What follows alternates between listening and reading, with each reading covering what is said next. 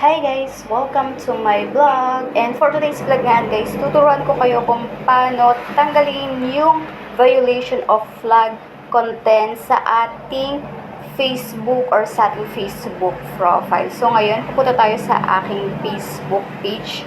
At dito is meron akong nakitang flag content. So tuturuan ko kayo. So pag nandiyan na kayo, punta na kayo dun sa profile nyo sa taas. Hanapin nyo yung professional dashboard nyo. And then, scroll up lang kayo dyan, hanapin nyo yung profile recommendation.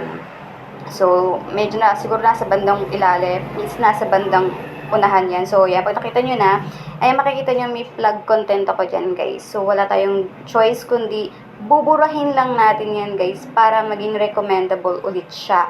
So, para mawala yung violation dyan, makikita nyo dyan sa ilalim. Is may nakalagay ng kulay, ayan, blue. Pindutin nyo lang yan, and then, sure tayo na wala tayong gagawin dyan kasi i-delete lang talaga natin yan guys para mawala yan. So, after nyan, is magiging recommendable na siya. So, ayan, pwede nyo yan basahin kung ano ibig sabihin yan.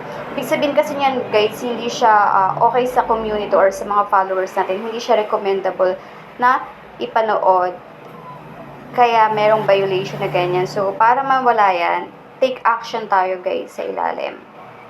I-click nyo lang yan, and then, i-delete lang natin. So, sayang man yung views, yung like, and comment, wala tayong choice, kasi, violation yan. So, ayan, pag ganyan na guys, kalagay, page no violation. Ibig sabihin guys, okay na yan.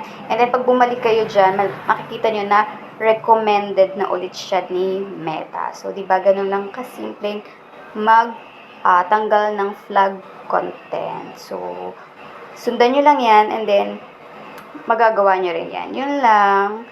And, please follow me always dito sa aking page, Diana Vlog. Thank you for watching.